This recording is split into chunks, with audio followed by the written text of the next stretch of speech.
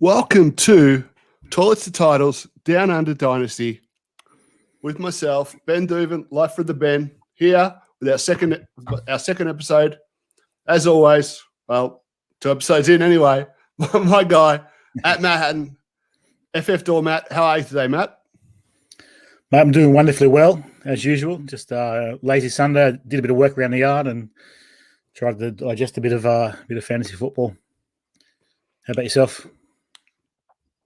Just taking in the draft, my friend. Just lazing around the house, taking in the draft, enjoying it for all it's worth. We had that draft high and all the anticipation and all the talk. It finally arrived, but here we are, and it's done and dusted. Feeling a bit low. I think I'm going to have to maybe do another dynasty startup to get that fill that hole inside of me now that the draft's over. But, one thing great about the draft is it's going to give us plenty of content to talk about today. And today we're lucky enough to have a guest. So why don't we bring him in right now? What do you reckon, Matt? Mate, let's do it. Let's do it. And here he is. At Mark Bull is here. Now, Mark is a long-time fantasy player, writer for Dynasty Football Factory. Mark, how are you today, my friend? Yeah, good, mate. Been a bit of a busy few days. Just trying to keep up with the draft at pretty good hours for us hanging out down under, to be honest. Wake up and watch some draft content, but it's been good. Yeah, it's beautiful. Day one started 10 a.m. our time on the Friday, and I watched as much of that as I could. Tried to jump on the live stream with the guys at Toilets to Titles. Could only spend a little bit of time in that because I was in so many meetings. I'm not sure. I think Matt was in there most of the day. Wasn't that right, Matt? Yeah, I took the day off. Just they were pushing me to take time off, and the last few I've sort of tried to work, and you miss some stuff. So I just thought, works well. Take the day off, put the feet up a bit, and hung around for most of the Friday. I didn't pick up too much of the Saturday, but the Friday in the US, our Saturday. But yeah, Friday was good. Good country, Australia, taking the day off for the NFL draft, and then day 2 started at 9 a.m. Love that. Ripper of a day. Day 2 is probably one of my favourite day because you get both rounds, and that's where a lot of the really, fantasy relevant players are going, because all those premium positions are, a lot of O-line, D-line, that kind of stuff. Makes up for the 3 a.m. starts when we're watching during the season, doesn't it? That's it's a bit tough. Well, we deserve it, don't we? We deserve it. Gluttons for punishment.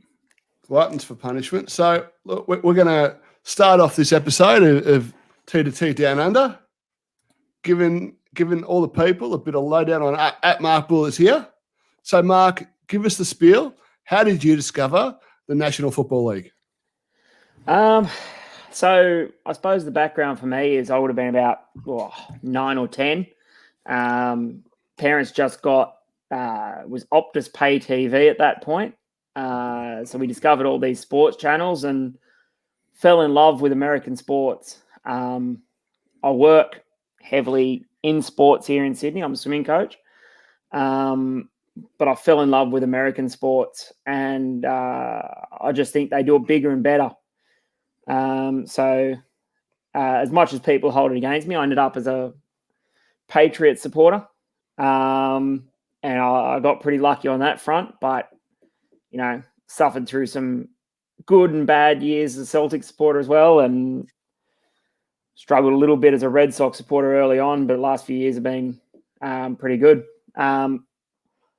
Always loved the American football. If there was a sport that I was ever going to coach other than swimming, it's certainly a sport that I'd love to go and coach in, just because I love the man-on-man matchup. I think it's a little bit more cerebral than a lot of our Australian codes, which are pretty much just run it straight and then kick it.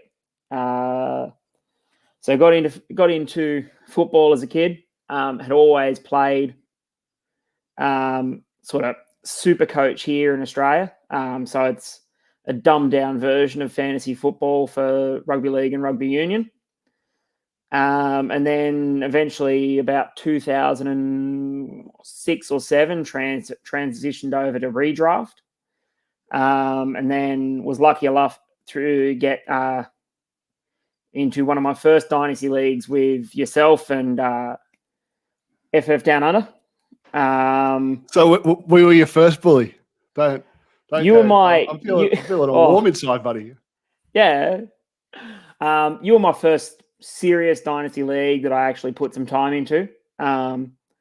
Made some really good draft choices in that first startup draft, and then balls it up quite bad, trading away Christian McCaffrey for a second and a few other bits and pieces. But that was a second and Blake Bortles.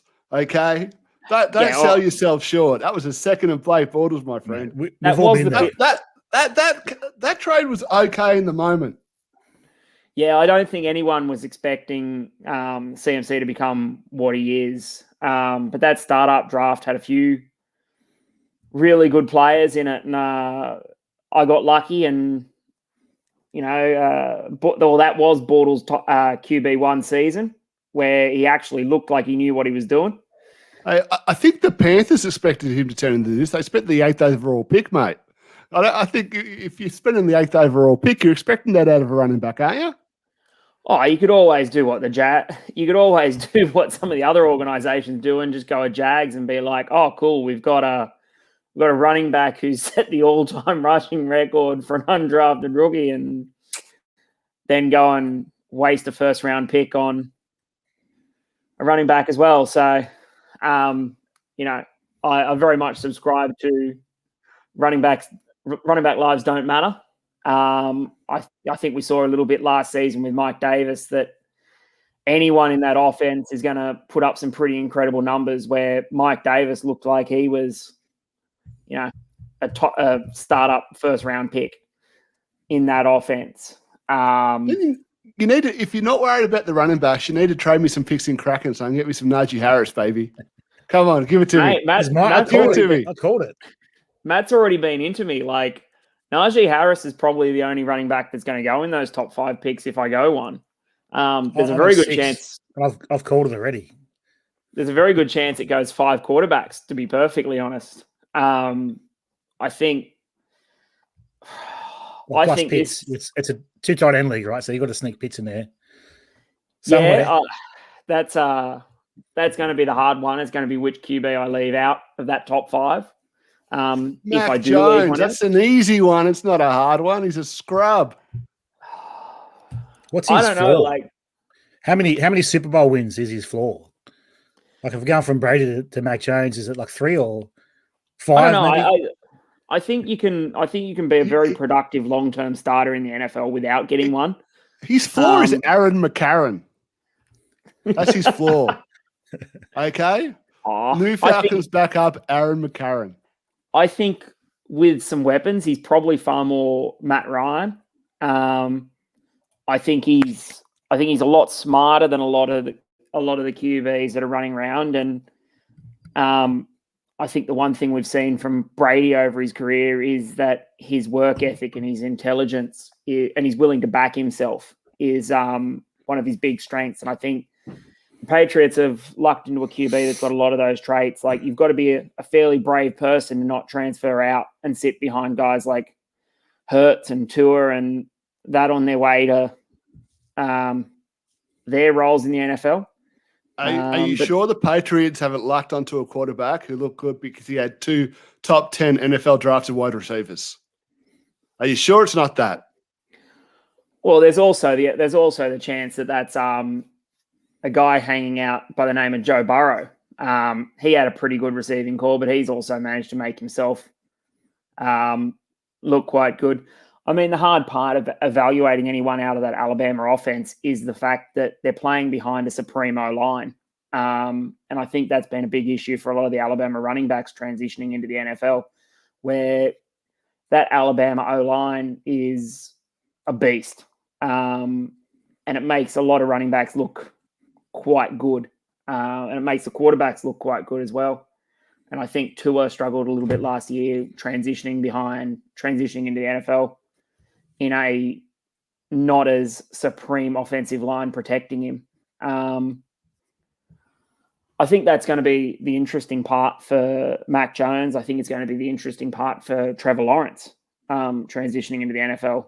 I mean, they've given him the best shot possible by giving him one of his weapons.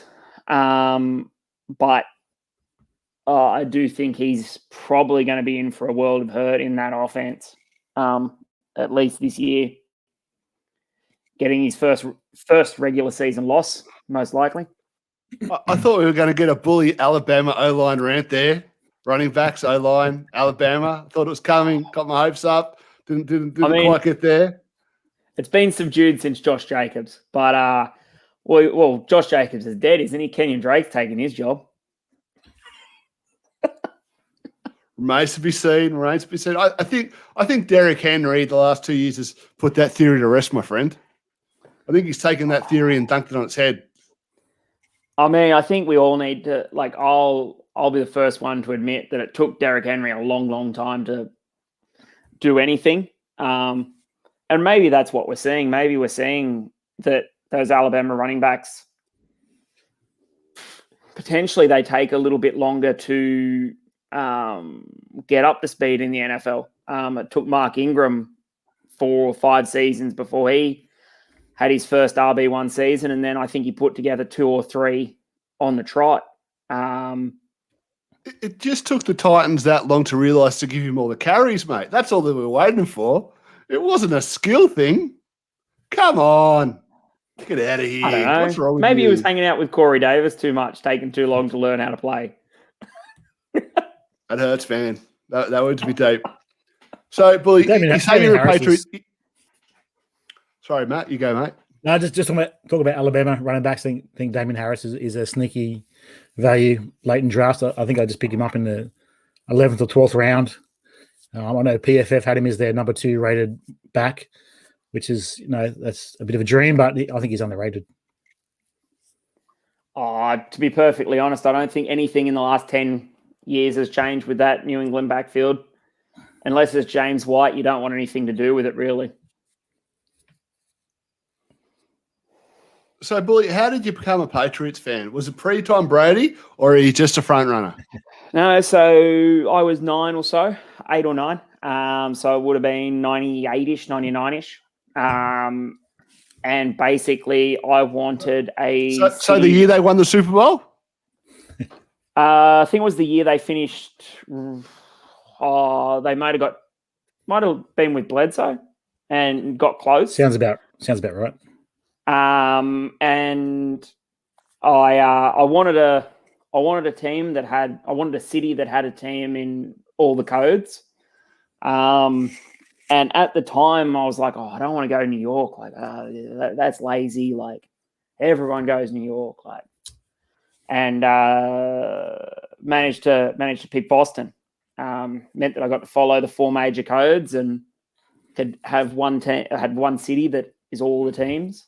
And I've got lucky. Mind you, around the rest of the world, I'm a West Ham supporter in the EPL, and we're usually on a hiding to nothing other than this season. And I'm a South supporter here in the NRL. So I've spent a lot of my life struggling on some teams. So to get lucky with the Patriots, it's the one thing that I get to enjoy every year. Except last year where they sucked. Except last year where they sucked. That was tough. One bad season for you poor Patriots supporters. We've related. Pittums. Come on, guys. Get with it. Look, that sounds a bit similar to my Patriots fandom. A little bit different, but when the basketball in the late 90s was a massive rage in Australia, mid to early 90s, late 90s. Jordan was everything, one of my mates. I was like, well, who's the next best player? And he was like, oh, Larry Bird, go with Bird. So I sort of follow the Celtics. And then as you follow the Celtics, you follow the Red Sox, and then just jumped on with the Patriots, That's how much we know about basketball in Australia back in the 90s, that Larry Bird was the number 2 player, apparently. But yeah, that's sort of how I, a little bit similar to you, Bully.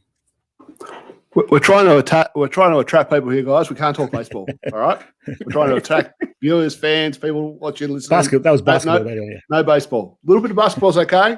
No baseball. On the outs. No, so he's a Mets 297 games in the season or something, isn't there? 162. No, I don't follow that rubbish. All right. Anyway, before we continue, today's episode is brought to you by Primetime Sports Talk, your top source for all major sports content, including DFS, fantasy advice, and great gambling tips. Be sure to head to primetimesportstalk.com to check out their in-depth analysis, exclusive articles, fascinating interviews, and explore the rest of their amazing podcast family. Again, primetimesportstalk.com, your go-to spot for sports content. So, guys, of course it was. I'm trying my hardest here. I'm learning slowly. So, gentlemen, the draft is in the books. There are a lot of moves. And so Matt thought smartly a good topic to discuss today would be post-NFL draft, who's dead and who's alive, right? Who's maintained value, who's seen a spike in value, and where is the arse dropped out for dynasty value? So who'd like to go first? Matt, it was your idea to discuss this topic. So who are some of the players you'd like to talk about? Look, for me, James Robinson is dead for now. I think it's not long before Etienne takes over that backfield. And I don't know if they're going to trade him or what. He's probably on nothing. So, why would you trade him, I guess? But for me, I'd be pretty dirty if I hadn't got out of James Robinson. I think I've got 3 or 4 shares, but I picked him off the waiver wire for $1.50 or for nothing, or a max bid, I think, in one league and traded out in a couple of them. I still got a couple of shares.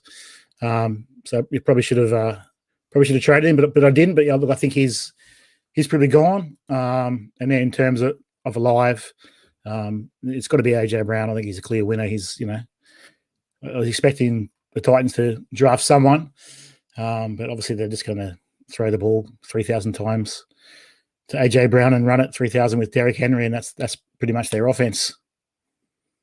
All the targets, mate. AJ Brown's getting all the targets. 200. I think there's a sneaky signing there for the Titans, though, with picking up Josh Reynolds. He's looked pretty good in that Rams offense over the last few years, though. So I think he could very much be a sneaky buy with AJ Brown probably getting doubled most of the time. You could see some good numbers from him on some weeks. The Josh Reynolds call, Bully, I like it. I think you're spot on the money there. I think he's a sneaky wide receiver 3 for fantasy with potentially low end, wide receiver 2 upside. And he's, different kind of receiver than AJ Brown, real deep threat kind of guy, take the top off the defense. So it's an interesting situation to hold. 2 guys who I don't want to say excited that they made the weekend out alive, but I think it's a lot more promising for their future. Jared Goff and Sam Darnold. Seeing the Lions pass on Justin Fields and then seeing the Panthers do the same, I did not think at all that the draft capital spent on Sam Darnold prohibited the Carolina Panthers from drafting Fields if that's what they wanted to do. But it's obvious that they have a lot of faith in Sam Darnold to really produce.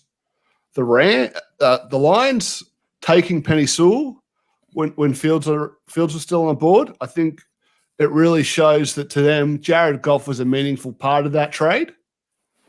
And they're trying to put him in a position to succeed by having a solid O-line. I don't think Jared Goff is the type of guy who needs elite weapons, but he does need elite protection to be able to produce. And I think there's a chance that he gets that with the Lions. And between that and, the running game, TJ Hawkinson, who I think, he's very much alive as maybe the number one option in that offense, and someone who I'd be buying even at his price now because I think he can jump into that tier 1 at tight ends. Jared Goff was someone who, after the trade to the Detroit Lions, it was hard to get a second round pick for him, even in Superflex. But I think he's got a chance to really prop up his value and deliver a QB, low end QB2, maybe high end QB1 season. Not a lot of weapons there, but I think at the end of this year at least, the Detroit Lions will have a picture of what they think of what Jared Goff is outside of Sean McVay's offense. And Sam Darnold, I mean, I know he hasn't been good, but this is a completely different situation than what was in previously. Robbie Anderson, DJ Moore, McCaffrey in the backfield. And then, they got Terrace Marshall in the second round. Man, I love that guy. I think, he's got a chance to be a big time receiver. And with Joe Brady offense, very excited for Sam Darnold. What do you guys think of those two quarterbacks? Goff, I'd want no part of. I think we've seen Jared Goff in a non-McVay offense. And to be perfectly honest, if I think that's Detroit made a very clear decision this year that Penei Sewell is going to set up whoever they take next year for the long-term future. They've got a lot of money tied up in Goff this year.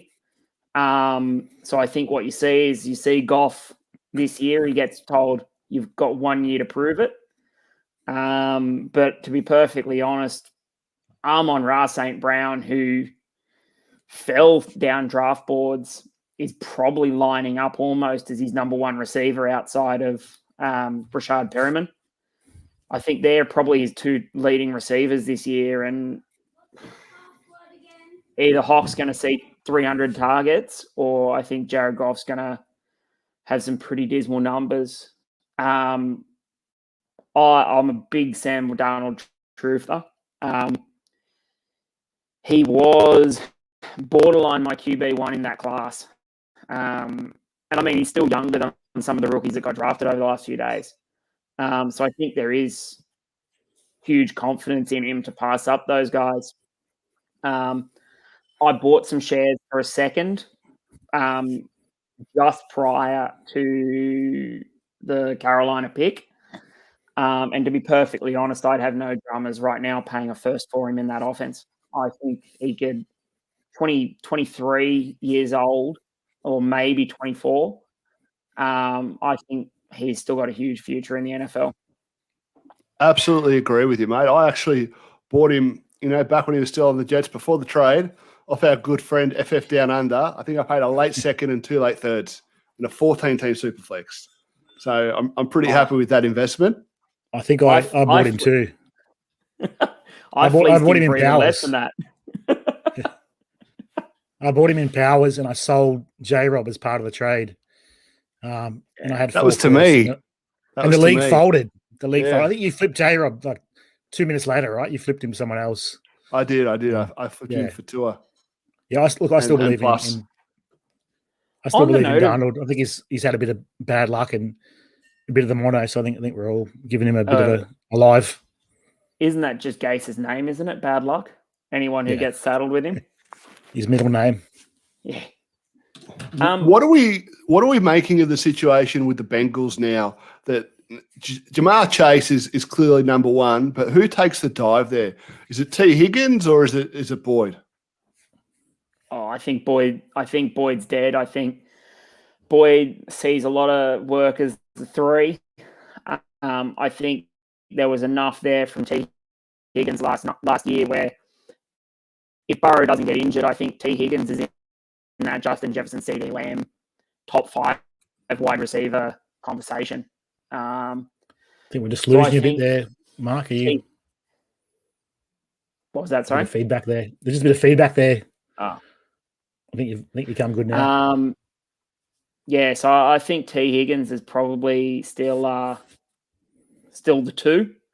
But I think it's going to be pretty clear that unless Jamar Chase genuinely struggles moving into the NFL, I think he's probably the one in that Cincy offense. Well, the fifth overall pick, I mean, you're not spending that for the wide receiver 2 on your team. You're spending that expecting him to be the alpha. However, for me, it still wheels up on T. Higgins because I agree with you that he would have been in that CD Lamb, Justin Jefferson kind of tier if it wasn't for the injuries to Joe Burrow and just a couple of other factors. And now that he's going to be going up against CB2s, I think that's a man that's going to feast. So I'm still really excited for T. Higgins, and I'd be using this opportunity as a buy if anyone's down on him. I think the other buy in that offense is Joe Mixon. I think you've got a QB that's got a genuinely good arm there, as opposed to the Red Rifle. I think you've got 3 genuine targets down the field. And for the first time in his career, if Joe Mixon can stay healthy, he's actually got an offense that won't see him being the second primary weapon on that offense, as well as it's not muddied now by Gio Bernard. Agree with that wholeheartedly. I mean, through 6 weeks, Joe Mixon had 140 touches. And people were still complaining anytime Gio Bernard came onto the field. But Mixon was getting all the carries. And I think the OC there has come out recently and said that they don't want to take Mixon off the field this year. So I think this is the year that he has his big year, kind of like how Dalvin Cook had this year. That's what I'm expecting out of Joe Mixon, as long as he stays healthy. What do you reckon, Matt? Yeah, look, he's only 24. I think his age surprises people. He came into the league so young. I think he dropped a bit with his background, but yeah, look, I think he's still a bit of a value, and I echo what you guys said with Higgins and Boyd. I don't know if dead's a bit of a strong word, but in a wide receiver sense, I think he's going to take the biggest bump. I bought T in a startup. I'm doing a startup now, and I got him just before that draft. I sort of wasn't the happiest person in the world, but he still wheels up. So. I mean, I think once he's really settled, Burrow's going to be the kind of guy who's passing for 4,500 to 5,000 yards a season. Especially with the 17 games now. Really excited for T. And look, one guy who got out of the draft seemingly with very little competition. The Atlanta Falcons had 9 picks. They didn't take a running back. Yeah. How are we feeling about Mike Davis? What did you say before, Bull? Running lives don't matter, right? Like, talk about Jag, Yeah, I mean, there's probably a very good chance that he sees some work this year in that offense. He was essentially a low-end RB1 when McCaffrey was out. He's a league winner. He was absolutely a league winner. You picked him up for nothing, for thirds. And who else is getting the carries in that offense? I'm not sure. I don't think you can get much for him in a trade, but I think he's got. I think he's got some real points value this season. You don't think that at all, Bully? To be perfectly honest, I could see a scenario where they bring in. I think you could almost see a James Robinson scenario in that offense. I think that you could see them pick up somebody, one of the UDFAs. I think there's probably a very good chance that, there's a guy like Sony Michel that he's a first-round running back. They're paying him more than a lot of the others in New England. He could be a cut candidate. I would be very, very surprised with that offense with Julio and Matt Ryan, and that probably getting towards the end of their win now window. I think that's another offense that had the opportunity to draft a young QB, and they said, no, like, we've got a window here to try and win a Super Bowl. And they gave Matt Ryan another weapon to try and do that. So I would be very, very surprised if they went into the season with Mike Davis with, the potential that if Gurley goes another few weeks without being signed, he could even end up there, for 150, 180 touches in the season for 2 to 3 million. Don't they still have the I would great be very, very Smith? surprised. No, I was No, just they cut looking him. at the depth. They cut him. Yeah. I was just They looking cut at the him. depth chart to see. Or released him. who they Yeah. got. Yeah, he was released, I think, pre-draft. Ah, But they'll bring in someone. Surely they're going to bring in, a young guy somewhere. But yeah, they did release Eda Smith. Yeah. I think someone like an Eno Benjamin getting cut elsewhere, I wouldn't be surprised if one of those Devi Darlings ends up in that offense where they're a fringe guy elsewhere. I also think there's an element of how much of that Carolina offense made Mike Davis look good versus Mike Davis actually being good. that's true. That's true. The Atlanta running game did struggle, so it's going to be, a real testament to see how good Davis is. Another running back that survived the draft, or mostly survived the draft, Myles Gaskin, who was, a bit of he was a mid RB2 last season. I mean, how are you feeling about Myles Gaskin? I think he's a buy. I know. He's a buy. Can see Bull's face. He's not too happy, but I think I think he's good value. I wouldn't be overly excited. I think that's an offense that is probably going to look to be throwing the ball a lot. They've got Gasicki there. They've just spent a 3rd-round pick on Hunter Long.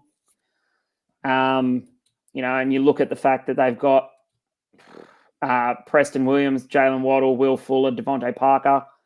I think they've even signed Lynn Bowden during the offseason as well. So I think they've equipped themselves with a lot of weapons.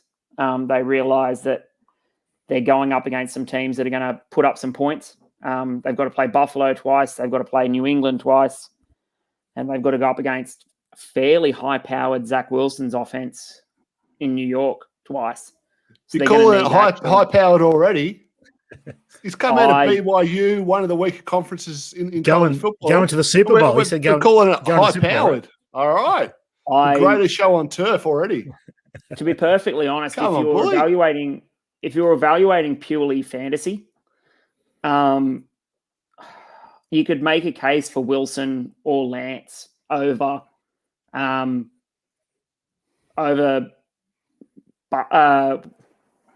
Lawrence, to be perfectly honest. I look forward to the mock draft to see if you do that, my friend. That's very, very interesting. And how about your boy Preston Williams? Is he dead now? Is it over for Preston? I thought the writing was on the cards. My hope here is that he gets cut and ends up in another offense where he can actually have a go. I think what we've seen of him, he's certainly an NFL level talent, but as we've seen even with James Robinson, Philip Lindsay, there's a couple of those guys that have been those UDFAs that have performed at a supreme level. That I think it's awfully hard for them in a game that money talks. Having said that, though, I think Lindsay's landed in a pretty good little scenario for him to actually be the lead back again if that shines through. I think he was a winner from the draft as well. Philip Lindsay on the Texans. Yeah. You love that guy. You just want to cuddle him. Just want to give him a warm hug. I mean, he's a Pro Bowler. He's put up back-to-back 1,000-yard seasons. He's got not a terrible set of hands on him. He's had Bortles and a very underwhelming Drew Lock throwing to him throughout his career, so that's going to make anyone look like they're struggling. But I think I think a lot of it depends on what happens with Watson. I think if Watson plays this year, we could see a return of Philip Lindsay. I don't think there's a huge amount else on that offense that's going to make it look dangerous. But I think if Watson plays, then those running backs are going to see plenty of space. DJ looked good for a period last year. Well, speaking of Preston Williams and the Dolphins, one guy I do think it's wheels up for is Tua. I think Tua just got way too much hate. People are really high on Joe Burrow, but they're really down on Tua. And if you look at the stats, the only real difference between those two is that Joe Burrow threw the ball a whole bunch and Tua didn't throw it nearly as much. Statistically, they weren't that different. And with Waddle in that offense and some of the other moves they've made in the draft and the offensive line getting really, really solid, I think Tua is very much alive. It's very much wheels up.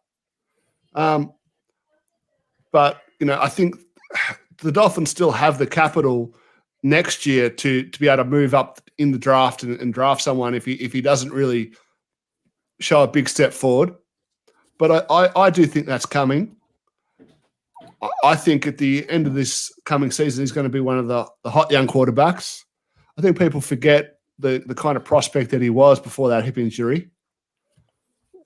Matt, what do you reckon about Tua?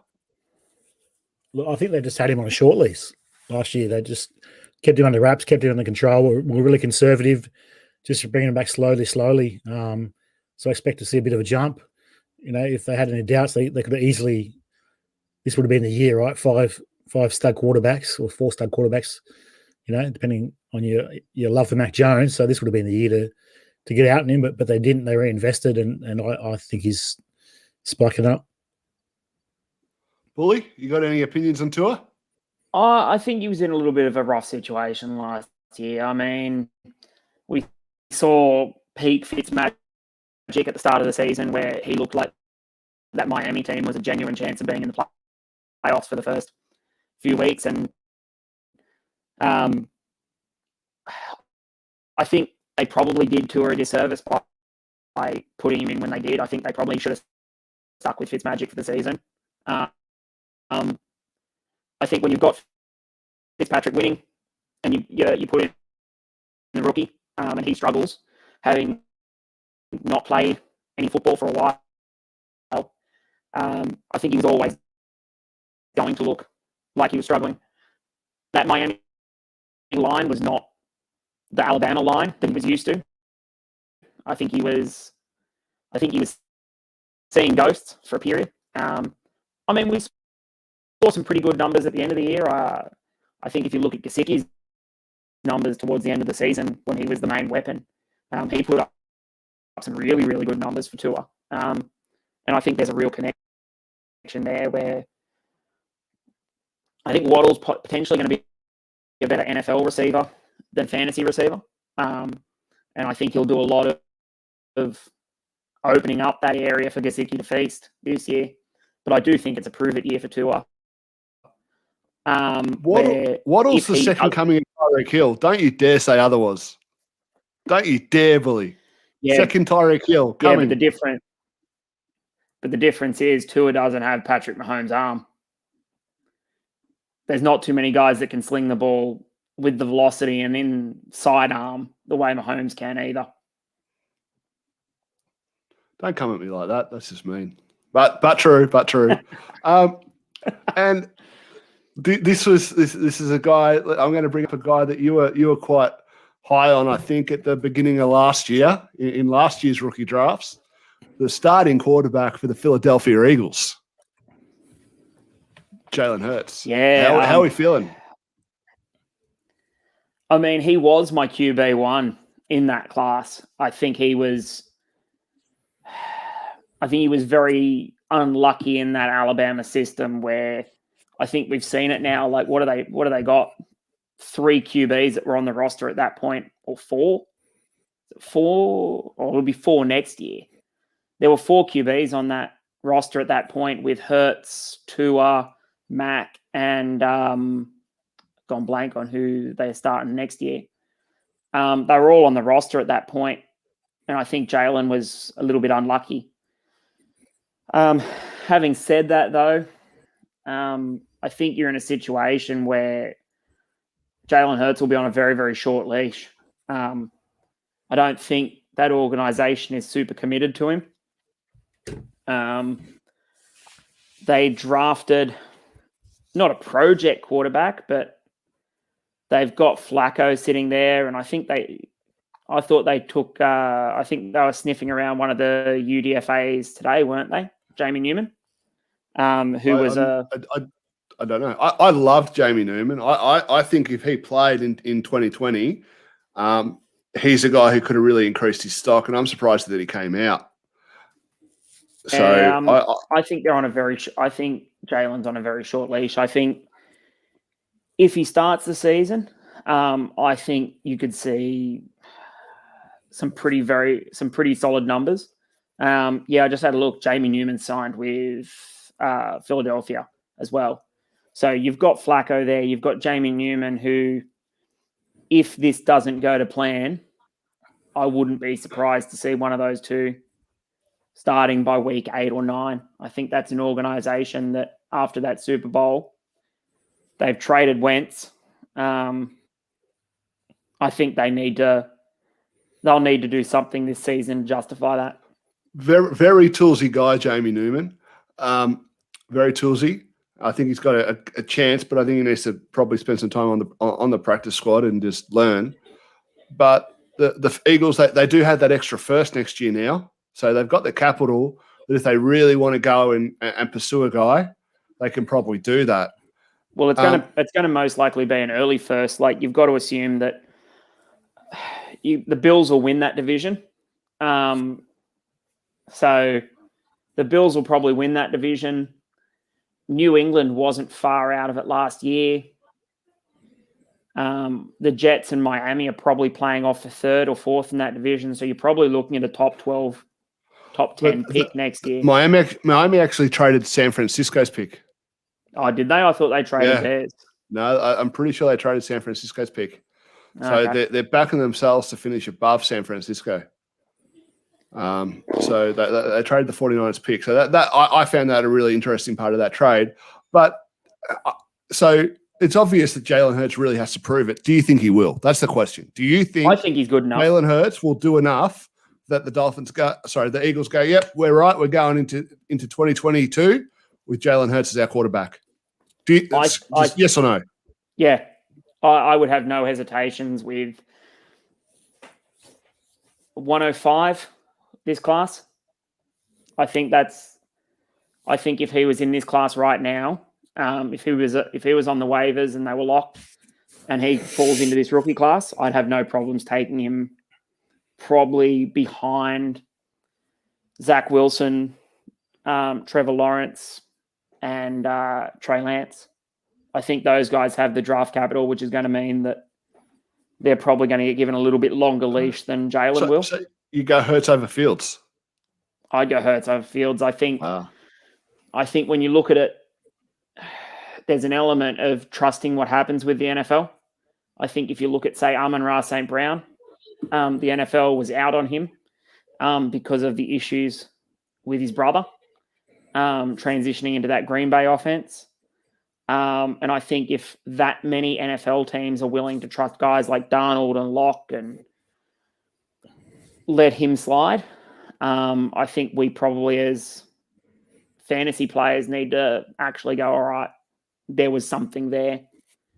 I mean, you had to get to the point where Trubisky was the QB that they're getting rid of to replace him. And I think Trubisky's probably held onto a job longer than he should have. Yeah, I definitely agree with that. I think, look, we've talked about those guys for a while. So let's hit up the last two on Matt's list here as dead. Cam Newton and Jimmy G. Is it over? Fantasy football value, dynasty value? Oh, I think Cam probably starts this season. I think you probably see Bill being smart enough to let Mac have some time. I think if you look at the past, he's done a really good job with the likes of Jacoby Brissett and Jimmy Garoppolo and letting him. And there's been other quarterbacks during that time that Brady was there where he let them spend some time, learn, and then slowly incorporating them into a starting lineup. Yeah, but does Cam do enough, right, to get a job next year? I think Cam's still a top 40 quarterback in the league. So I think he's one of those players that's probably going to get passed around a la Blake Bortles for a few years, where he gets passed around, gets a starting job for a while. I could see him having a couple of years like a Fitzpatrick, where he still has late second fantasy value. Jimmy Garoppolo, not so much. I think he's been lucky that he's had a couple of really smart offensive coordinators in Josh McDaniels and Shanahan that have made him look better than he is. One more thing I'll touch on is how much are we putting into the likes of coach speak with this? Like, we've heard Urban Meyer come out and say that ETN's the third down back. We've heard Bill say that Cam's still the starting quarterback. How much are we actually listening to that coach speak, given that, one's fairly untested and one's pretty stubborn? I think I don't listen at all. I just think that it's talk. I think they're just trying to say the right thing. James Robinson had a good year, for example. But they spent a first-round pick on Travis Etienne. Carlos Hyde, I don't even know why Maya mentioned him. Carlos Hyde's not going to do anything. But I envision – I think Myers thinks that James Robinson and Travis Etienne is going to be his version of Mark Ingram and Alvin Kamara. That's what I think that he's envisioning. I don't think Etienne is the receiver Kamara is. But I'm open to being proven wrong. But that's what I think Myers thinks. In regards to Newton, I think that it was a really unusual season for him, and he got COVID, and the Patriots had no weapons. I kind of think that it's almost inevitable that Cam Newton ends up on the Washington football team with Ron Rivera at some point. That's what I think. I wouldn't even be surprised if it's a little bit of a dance and Jimmy ends up back as the Patriots backup or starting for instead of Mac, until Mac Jones is ready. There's some kind of little, menage a trois there. We've certainly seen that before, where Bill likes signing guys who know the system. I've gone blank, Matt. He was signed as a backup a couple of years ago, but it was about his third or fourth stint with New England. And he just keeps getting signed as a backup QB. Hoyer. Yeah. Cost us the Chiefs game. One. Yeah, he was another one that got drafted in that system under Brady and got made to look like a superstar, and they shipped him off, and all of a sudden wasn't what he was marked up to be. On that note of Washington, what are we thinking they go with at QB? Like, they've got Fitzpatrick there. They've got Kyle Allen, who was on a pretty hot streak last year till he broke his ankle, and was the first trade Rivera made when he went to Washington. It's a pretty, it's murderer's row outside of those two there. I think it's the Fitzpatrick show. That's what I think. I think it's the Ryan Fitzpatrick show, and that they're going to let him go out and just toss it down the field, and he's going to throw 30 touchdowns and 20 interceptions. That's what I reckon. You don't think they give Kyle Allen back the job and he's actually a sneaky buy? No, not even a little bit. Kyle Allen he's garbage, man. He's nothing. I think it's in Patrick's job to lose. I think I've got him starting all 16 games. Who knows? But he was pretty good last year with Miami. And just on Cam, I just think, he was just such a soldier last year. He was just whatever he wanted, Belichick wanted him to do, he just did. His press conference, he was humble. He was just, he wasn't that good after COVID, but he was just such a soldier, just such a company man that, I think will keep him instead for the first half of the year. But after that, I think Mac will come in. I believe that Cam's got some juice left in him. I'm pretty solid of that opinion. I just don't know if it's going to be with the Patriots, but we'll see. Yeah, half season, I reckon. 8 games. And I could see it being a little bit more than that. I could see it once New England are out of the race. I just don't think they've got the weapons. Let's do a bathroom bet with our guest. But what's the bathroom bet, boys? What's the bathroom bet? I'm saying Mac Jones takes over after Cam gets 8 games or less. Bully, are you going to take the bet? Yeah, I reckon it's probably around week 11. No, this is just for bragging rights. There's no monetary exchange involved, gentlemen. So let's note that down. Bathroom bet, Bully and Hatton. Well, Bull can say week 9, right? Anytime after week 9, he's a winner. I just don't think they've got. I just don't think they've got the weapons, and I think if Bill's trying to keep his job, I think what he'll do is he'll keep him until week 11 or 12, and then that way he's got something to sell the dream on next year. Looking at their receiving core, Nelson Aguilar, Kendrick Bourne, Jacoby Myers, Gil Harry. They've got Gunner. Like, realistically, if you're in a tight end premium league, Jonnu Smith and Hunter Henry are probably, if they stay healthy, they're top 6 tight ends, because they're going to see 120 targets each. Agreed. All right, boys. Did we want to kick off with the mock draft? Let's do it. 2-round, super flex, tight end premium. That's what we pretty much, that's the majority of the leagues for all of us here. And Bully being the guest, we're going to give him the 101 in this super flex rookie mock, tight end premium. So Bully, 101, are you going to take Zach Wilson? Nah, like I'm a big fan of safety in my quarterbacks. I've ridden a lot of Matt Stafford's, Matt Ryan's over the years that are quite safe options, and I think the safe option here is Trevor Lawrence. The resume speaks for himself. I think he'll struggle a little bit year one, but I think if you get picked first overall, you're going to get given a chance to prove yourself. And I don't know how long Urban Meyer will be in Jacksonville, but I'm willing to bet Trevor Lawrence out last him. Agree with you there, mate. Agree with you there.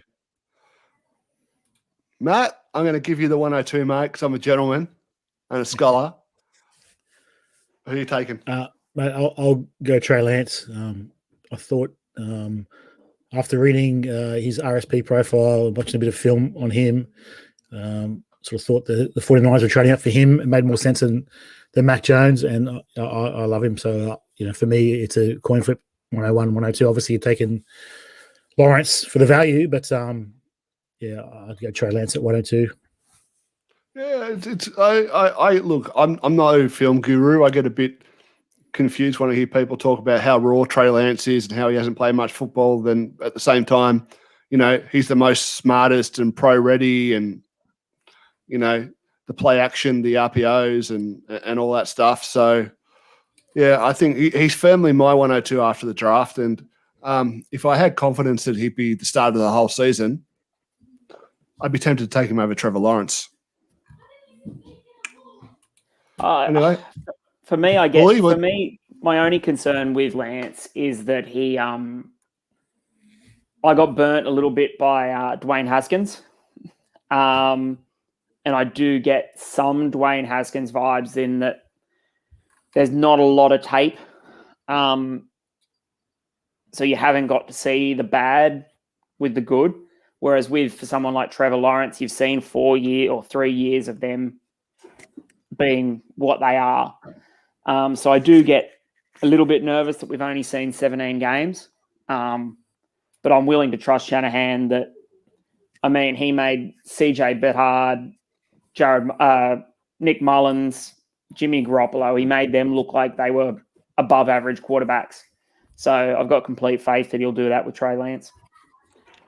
I agree with you there 100%. So I've got the 103, And for me, this is a pretty easy decision. I'm taking Justin Fields, quarterback, Chicago Bears. And look, I just think that Justin Fields, for me, it was really a 1A, 1B situation with Trevor Lawrence. And my only apprehension with Justin Fields now is the fact that his coach is Matt Nagy. So that worries me a little bit. But unless Matt Nagy shows some major improvement, he'll probably only be the coach there one more year. And then, they'll get a new coach who really tailors things around Fields. So, I think he's a smash at 103 for me. The arm, the legs, the feet. I think the other thing that he's got is he's probably, of these four quarterbacks, he's probably the only one that's throwing to a genuine wide receiver one at the moment. I think you've got. You think Darnell Mooney's a wide receiver one?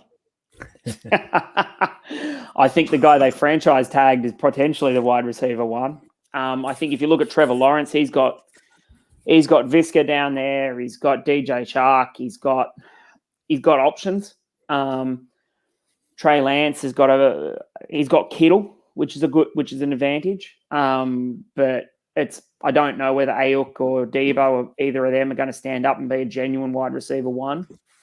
Whereas Justin Fields, he's thrown to A-Rob, who's made some pretty piss poor quarterbacks look competent over the years. So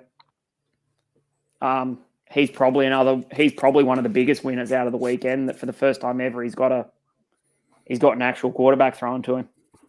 And it's wheels up for Cole Kmet. Wheels up. All right. Well, Bully, you're back on the clock at 104. Who are you taking? That's an easy one. You got to take the quarterback here. Zach Wilson. I think he's the easy pick here. Drafted 102 after the Jets somehow managed to screw up again and miss out on Trevor Lawrence. But I think he's an easy pick here.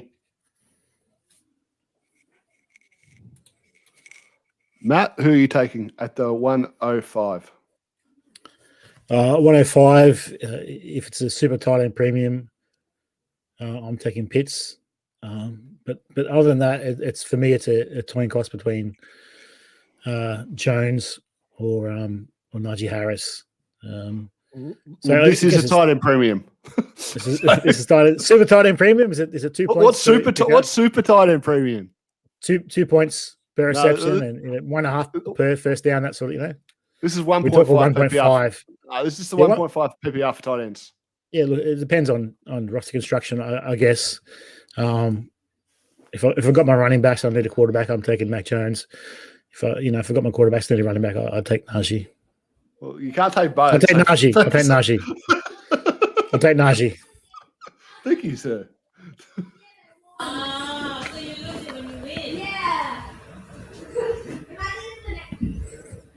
What's that sound? All right. It's all in your head. It's all in my head. All right. Well, I'm on the clock again at 106, and I'm taking Jamar Chase. Alpha wide receiver. I think he's going to come out, ball out right away. As long as we've got a healthy Burrow, I think you're looking at a guy who's, 1,200 plus yards, 8 plus touchdowns year one. So very excited for Jamar Chase with Joe Burrow. Bully, you're up again at 107, mate. Who did you end up taking, Matt? Did you end up taking Najee or Pitts? I took Najee. Okay. Well, then this is a pretty easy one. If it's 1.5 PPR, I think you're looking at taking Pitts here. I think the running backs are all a little bit muddied, and I've been burnt the last couple of years taking guys like Rager as high as this. So for me, it's going to be Kyle Pitts. I think with him, he's got probably the safest floor as far as value goes over the next couple of years. I think he's the highest drafted tight end ever, right? Highest drafted tight end. Yeah. And he goes into an offense that's made Austin Hooper look like a stud. Even Hayden Hurst was solid last year. Yeah, Pitts is significantly better than Hooper or Herbert. All right, 107, Kyle Pitts, tight end, Atlanta Falcons. 108, Matt, who are you taking? Got to go with Tom Brady 2.0. I'll take Mac Jones. Mac Future Jones. Super Bowl champion, Mac Jones. Can't pass up on a quarterback, I think, with that. He'll probably slide a bit in drafts. He'll be late first, I think, 110, 112. But I just think, look at Herbert last year.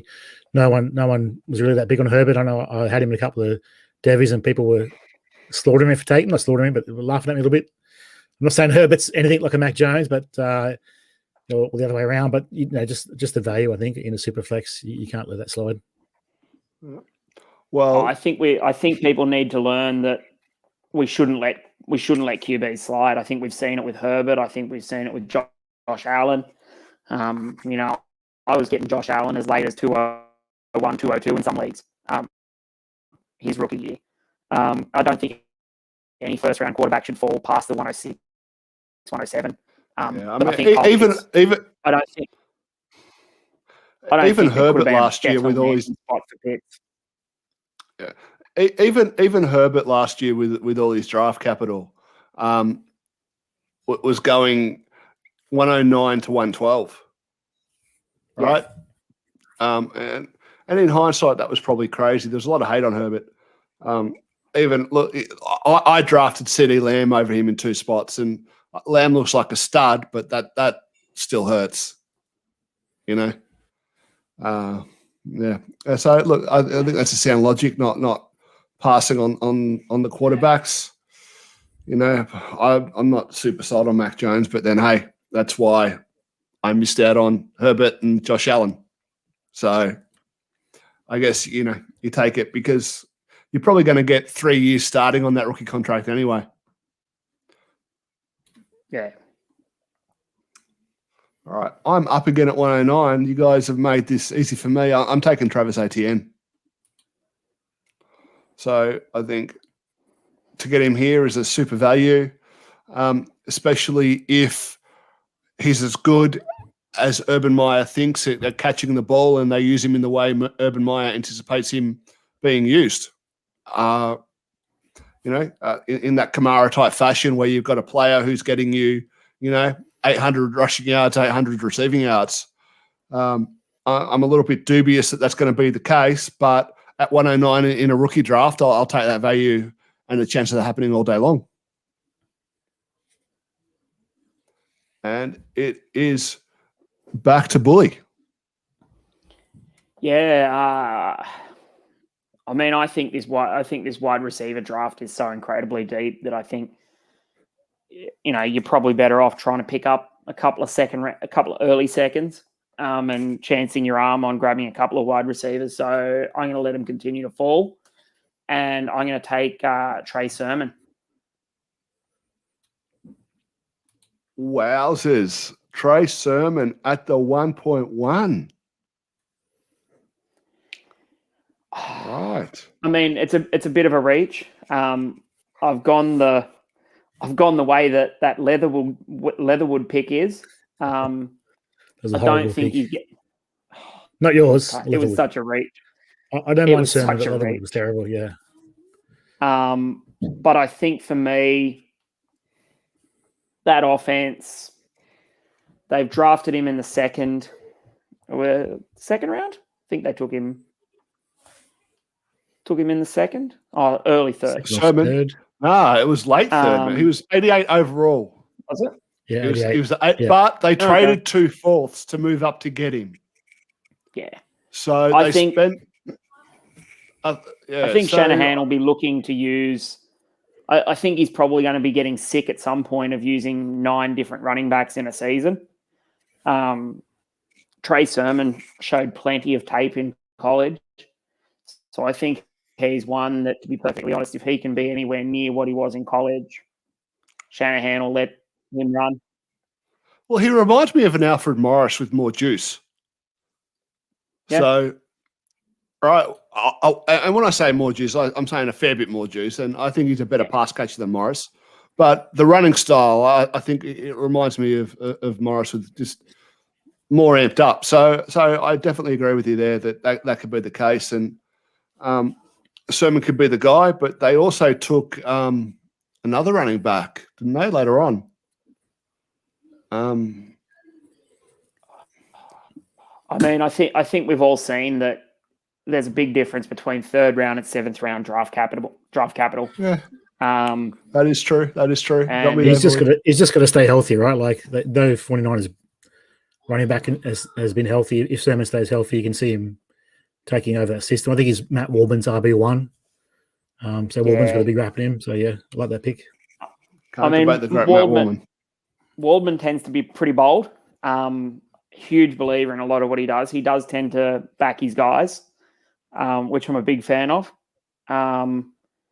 So he's had some pretty big misses over the years. But anytime Matt Waldman puts a guy one, I've got to have a serious look. Matt, you're up next. Who are you taking? So I think like even earlier than this, I think the tier ends after ETN for me. Just on a sidebar, I'm not sure where you guys think there's a tier drop, but for me, I'm trying to move up to those top 8, 9 guys, and then it's a bit of a tear drop. Look, it's Javonte Williams is a good value at Denver. I think I see him taking over that backfield, but I'll take Devonta Smith at Philly. I like Hurts, and I think with Rhaegar as well, I think Devonta Smith will be a feature back.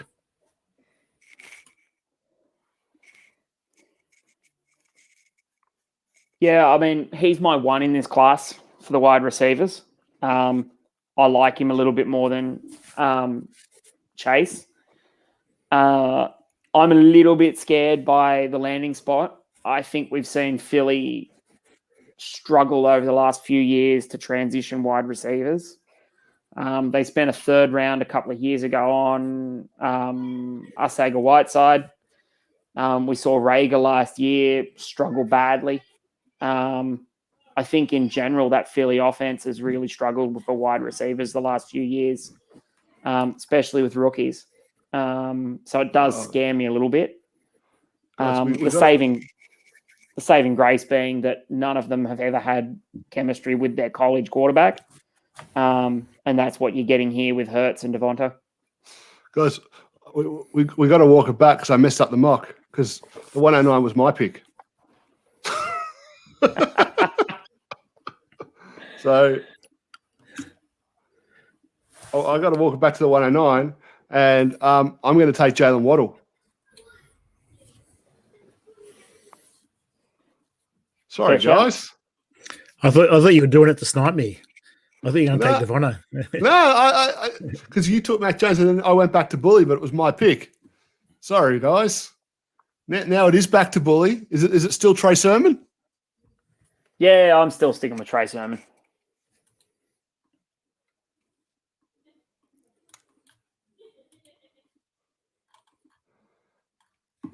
And we should have locked this up in Sleeper somewhere. It's a little bit hard without the board, isn't it?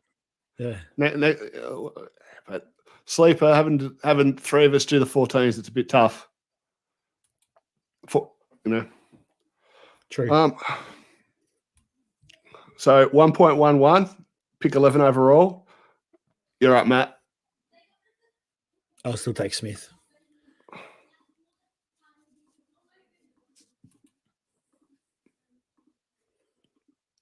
The Slim Reaper. The Slim Reaper. Yeah. Where'd Bully go? You lost him. He'll come back. Where'd he go? I was on my phone, but now dropped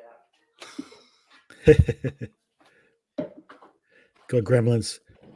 Just on Devon, I think Rich might have said he had skinny pants on during the draft, but they weren't skinny pants, they were just his jeans. All right. I'm up at the 1.12, and I will take Javonte Williams. Wait, Javonte hasn't gone? No, he hasn't gone. I am keeping track of this. in a spreadsheet, so it's a bit embarrassing that I kind of forgot where we're up to.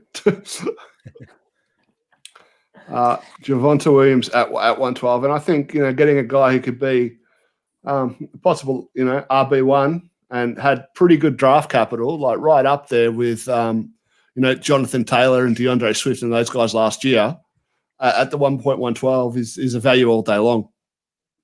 So I think, they'll probably transition Melvin Gordon out of that offense in the second half of the year, and then it'll be the Javonte Williams show. But we'll have to wait and see. So, Bully, you're up at the 2.01.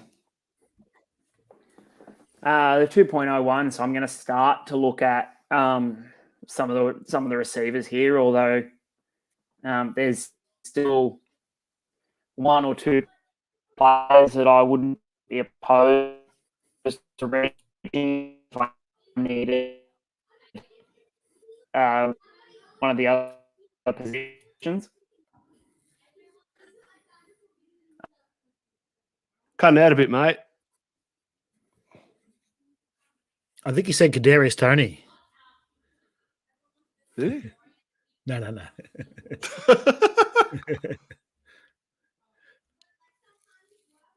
I think we lost him. Spotty internet, maybe. Should we just give him Kadarius Toney?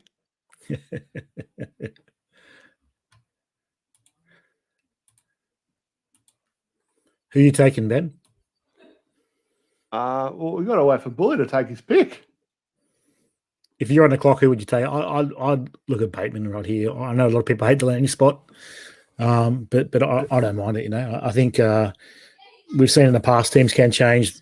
From throwing the ball overnight. I think no one expected the Bills to throw it as much as they did. Not saying that Baltimore's going to do that, but I don't mind that landing spot. Yeah. Looks like Bully's dropped off. So why don't we make Rashad Bateman the 2.01? Lock it in. Lock it in.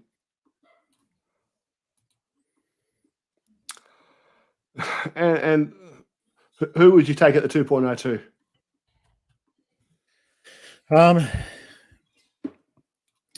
So here, I think where Bull was going was there's a couple of running backs that you wouldn't mind, and then it's a bit of a drop off here. So I've got a bit of a man crush on Michael Carter. It's probably a reach. Bully's back. 1 second. Let's bring him back in. There he is. Hey. Mate, technical difficulties. Yeah. Been waging war with Optus on the internet here for a little bit. It's not the greatest, despite the fact that I'm somehow in the middle of Sydney CBD.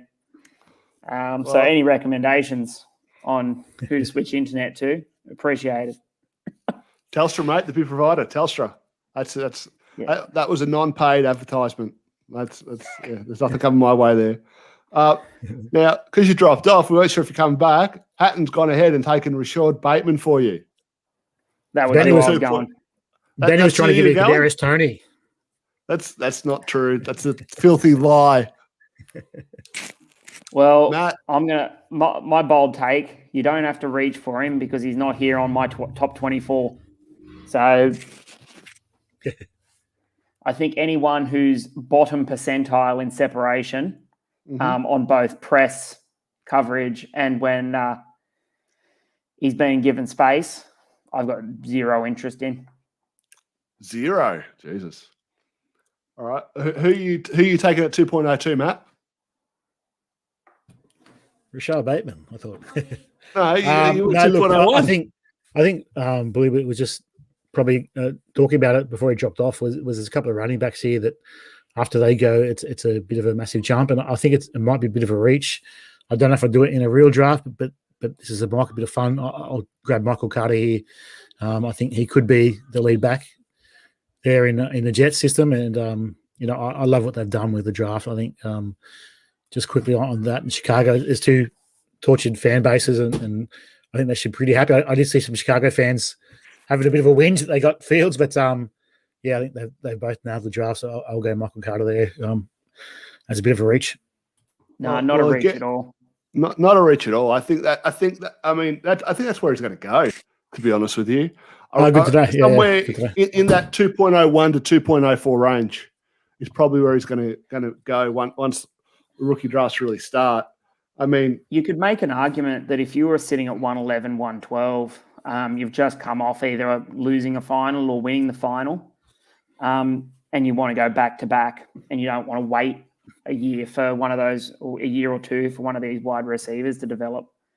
I think you could certainly make the argument that Michael Carter's worth it at 111 or 112, given that his opposition is Samaje Perine. Yeah, it'd be interesting to see if he gets the bulk of the carries.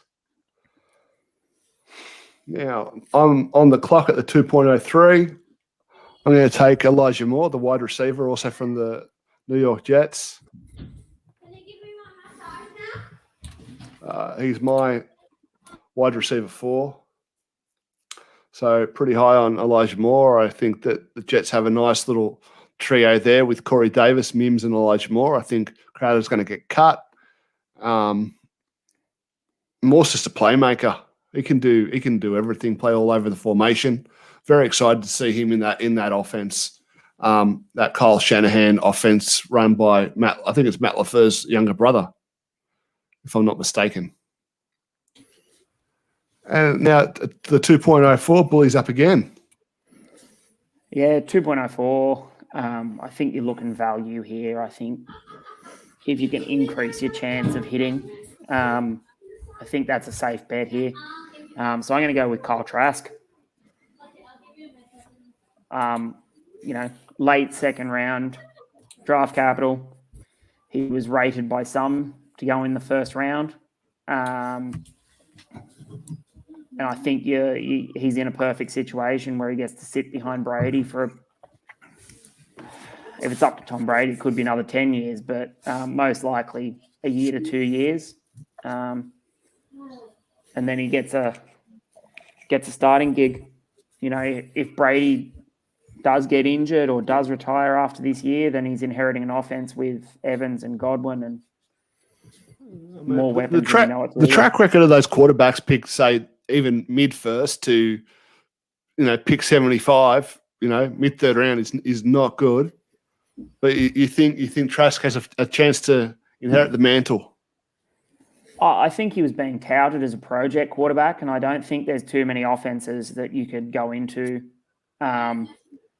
as far as coaches, wide receivers, running backs. You've got, one of the GOATs to learn from. I think he's going into the best possible situation for any of those quarterbacks drafted in the second round to succeed. And given there's an argument that there's a dozen receivers here who could fit into this mold of who's going to be the wide receiver 1, I'm happy to take whoever falls to me later in the second or early in the third, and take the last, one of 2 viable quarterbacks left on the board. Very cool. Matt, who you taking at the 2.05? I'll take Rondale Moore. I think he's still on the board. Is that right? He's still on the board, mate. He's still available. Yep. I'll take Rondale Moore. I don't mind that pick, Bull. I think these wide receivers are much for muchness, really, and I think the upside for Trask, he's been kissed on the bum by a rainbow sort of thing. He's in the perfect system, like you said. So I think that's a good pick. But yeah, I'll take Rondale Moore, the midget, throwing passes to the midget. Kyler Murray and Rondale Moore on the same team will be interesting. I'm on the clock at 2.06, and I'm going to take a player that the good friend of the show, the tallest title show, Shane P. Hallam, is very high on, and that's Terrace Metcalf, wide receiver out of LSU, drafted by the Carolina Panthers. Probably going to be a bit hard up for targets this year, but I just think that Terrace is a stud, and if he hadn't been behind Jefferson and Chase, this is a guy who would have a lot more production at the college level and probably would have gone a lot higher over this weekend. So, I mean, he was averaging 100 yards a game this season in that offense, that didn't have a Joe Burrow level quarterback throwing the ball. So I'm super excited for Terrace Marshall, even though I know that it's probably going to be, a bit of a wait, possibly at least 1 year, maybe a bit longer, depending on what happens with Robbie Anderson and DJ Moore. I think the point will come with both of those guys where one gets a contract extension, the other one moves along. And then at the very least, Terrace Marshall will be the second option in that passing attack. But he's got size, speed, everything you want. And I see a lot of parallels to DK Metcalf, relative in the NFL, all that kind of stuff. So I'm super excited to get him at the 2.06. And if that happens in the real drafts, I'll be doing cartwheels. I think he's also got the ability where, much like Metcalf, he comes into the team where there's a genuine receiver in front of him, which is going to allow for him to actually utilize his supreme athletic ability over some cornerback twos. And I think that's the thing that Pittsburgh's done very, very well over the years. They've always had that wide receiver 2 transition behind a genuine wide receiver 1. And you've seen, Juju come in behind AB. You've seen Deontay and James Washington come in behind Juju. And I think that's the model that if you're looking for those wide receivers in the second round, you want those guys that aren't going to be coming in. It's very, very rare that a guy like Terry McLaurin can come in where he's the only wide receiver on the team of note, compete against number 1 cornerbacks and still be fantasy relevant. 100%, man. 100%, especially when there's not a great quarterback situation. But luckily, I think, Sam Darnold, Carolina, Joe Brady, I think I'm very excited about Terrace Marshall. Bully, you back up. Back up, mate. 2.07. Who are you taking? Yeah, well, I'm going to go. There's 3 players that I would like to be grabbing in this range.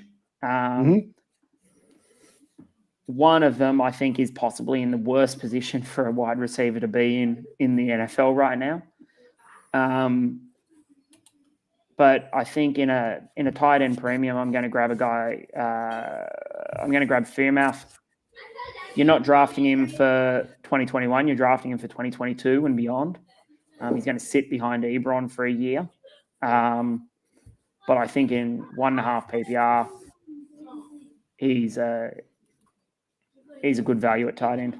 He's a good value definitely in that mid second round.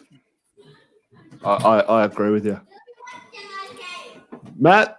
Who are you? Sorry, my dog's trying to break into the room. Hey, buddy, it's going crazy. I think I'll grab Kadarius Toney. I think I like his upside. I'm drafting for ceiling. I think he was injured a fair bit, so he might have, he's got a bit of a bum rap, but I think his injuries are sort of accounted to that. So interesting landing spot. I don't mind Daniel Jones with Golladay as well.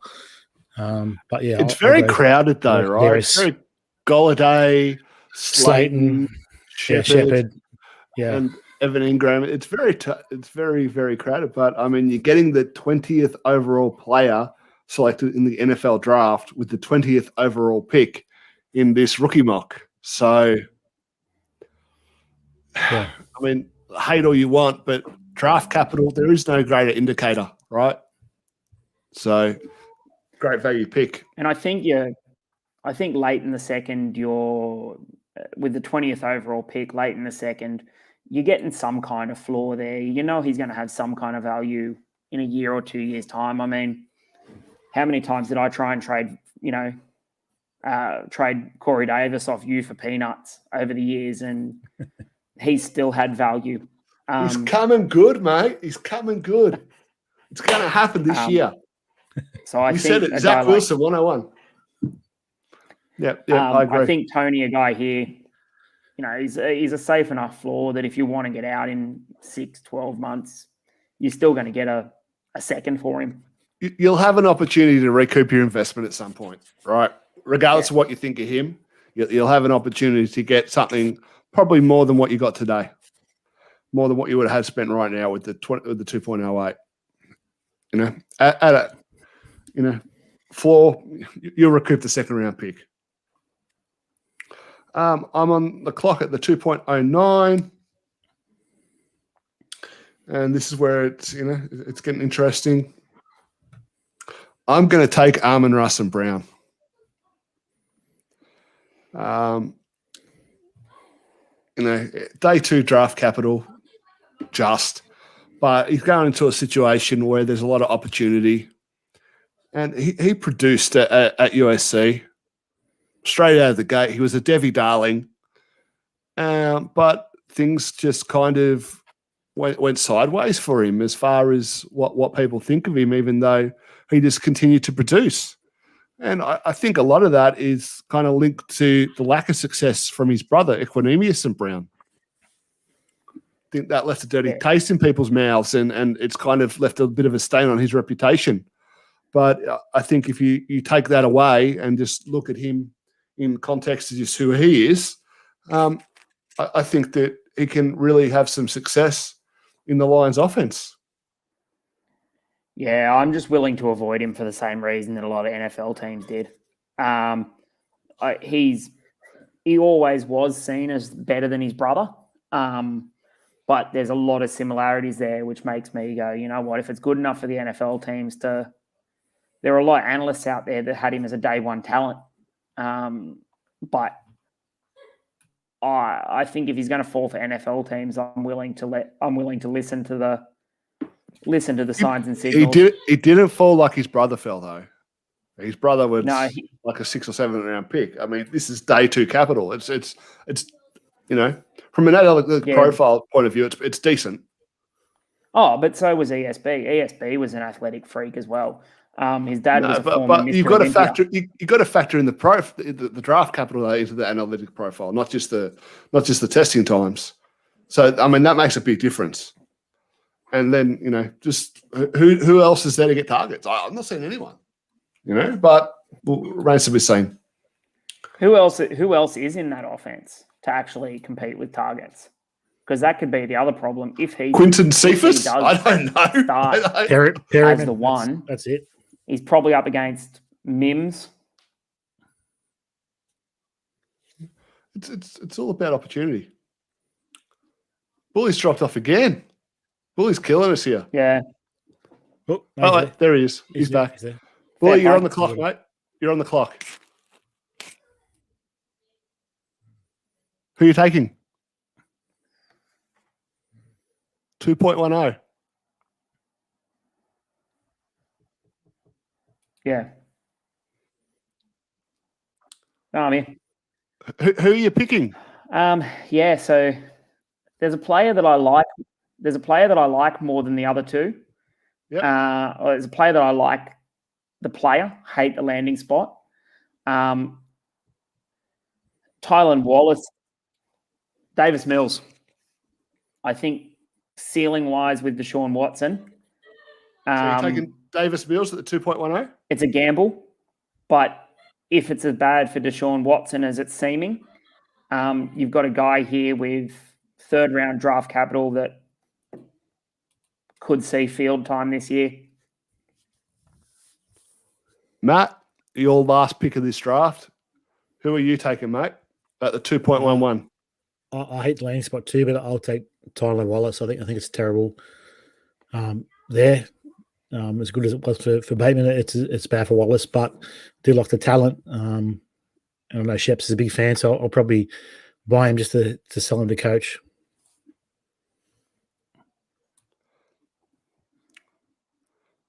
Sell him to the coach.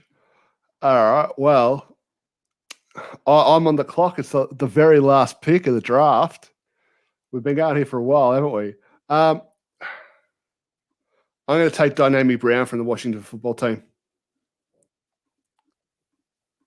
I think speed, size, he's not the biggest guy, but he's got a good combination of size and speed. And I think when you combine that with the capital, day 2 draft capital, and the opportunity that he's going to have in Washington, I don't even know right now who's the wide receiver 2 on the Washington depth chart. Kelvin Harmon. No, they signed someone during the off season. They did. Curtis Samuel. Oh, they did too. Yeah, they did sign Curtis Samuel. Can I walk that one back? You know what? I'll let it stick.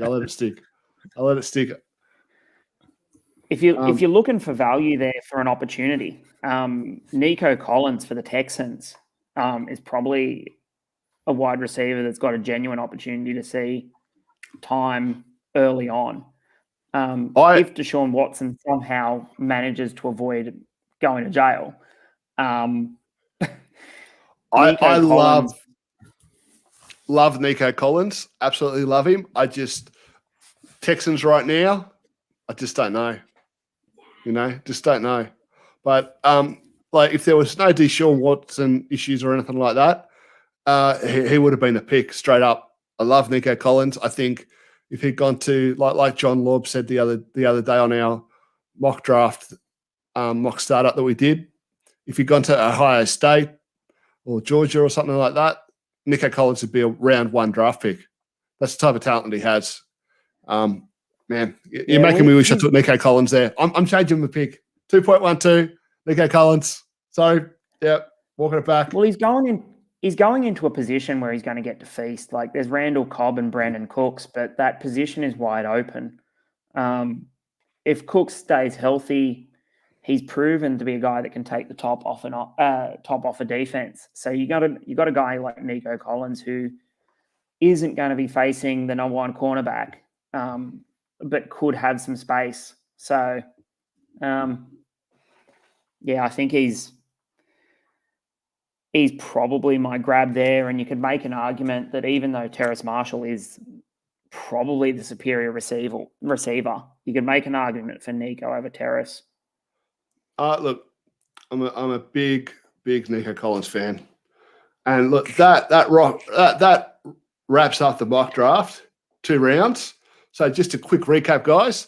The 1.01 Trevor Lawrence, 1.02 Trey Lance, 1.03 Justin Fields, 1.04 Zach Wilson, 1.05 Najee Harris, 1.06 Jamar Chase, 1.07 Kyle Pitts, 1.08 Mac Jones, 1.09 Jalen Waddle, 1.10 Trey Sermon, 1.11 Devonta Smith, the 1.12 Javonte Williams, and onto the second round, the 2.01 Rashad Bateman, 2.02 Michael Carter, 2.03 Elijah Moore, 2.04 Kyle Trask, 2.05 Rondale Moore, 2.06 Terrence Marshall, 2.07 Pat Fryermuth, 2.08 Kadarius Toney, 2.09 Amon-Ra St. Brown, the 2.10 Davis Mills, and the 2.11 Tylan Wallace, and the 2.12 Nico Collins. All right. Nice. Guys, it was great to do that with you. Bully, thanks for joining us on the pod tonight. It's been a pleasure. I hope you join us again, but when you've upgraded your internet plan. But it's been a blast having you on. Always enjoy talking football with you. It's been great, boys. Yeah, you can catch Mark. You can find Mark on Twitter at Mark Bull is here. He's a writer for Dynasty Football Factory. When was the last time you wrote something, Bully? You got to give Willie some. The content's got to start now, though, right? Come on. They're a beast over there. I was sitting there watching the coverage as they're pumping out articles. They were putting out player profiles as the picks were going out, and it's a great place. It's a great place to be, and it's a great place to learn from. They're a great bunch of blokes. I mean, Willie's got a stake there now, so he's pumping out the articles, pumping them out. He's a machine. He is a machine. You can find Matt Hatton at FF Doormat.